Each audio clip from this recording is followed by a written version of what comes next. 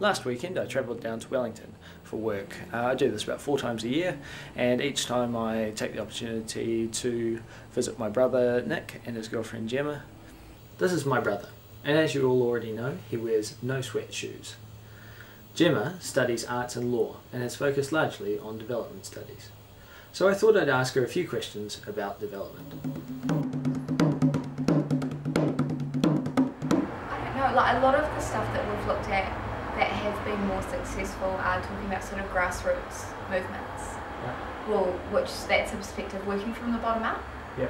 Like a lot of aid and development has been aimed through the economy, through the marketplace, top down.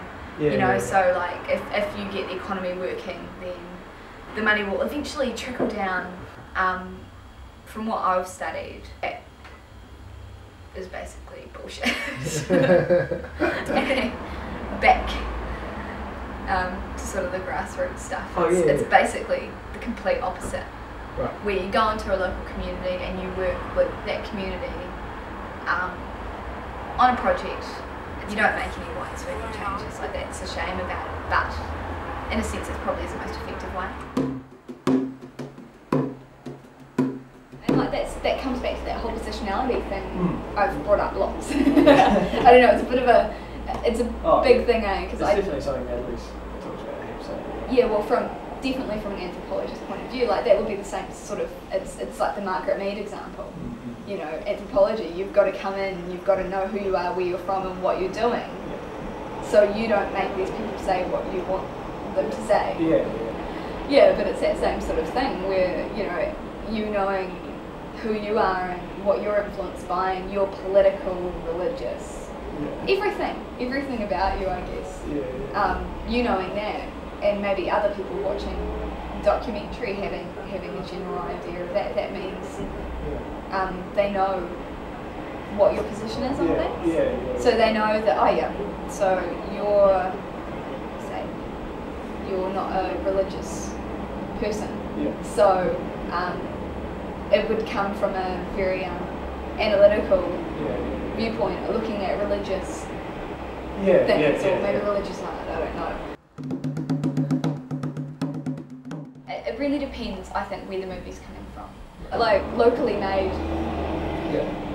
stuff has got to be awesome. Like, if you're talking about City of God, I'm pretty sure they used a lot of people from the community. Oh yeah, they had nobody to say like from, and wasn't the director from? I'm not sure. Derisma? I don't know. Be with? No, but I would think they would be, because to make a story that kind of moving, they'd need to understand what was happening to have lived it or whatever. And stuff like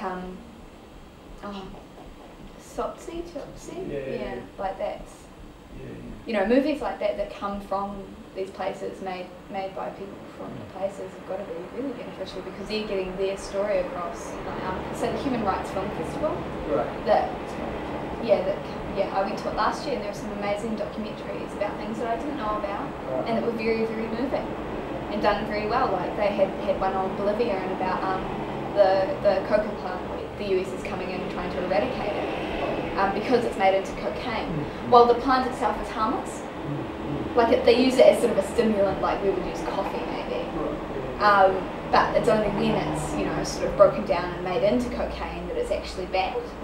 But they're coming in and eradicating all of the coca and taking it away from which they used to trade it and use it day-to-day, for day-to-day sort of things.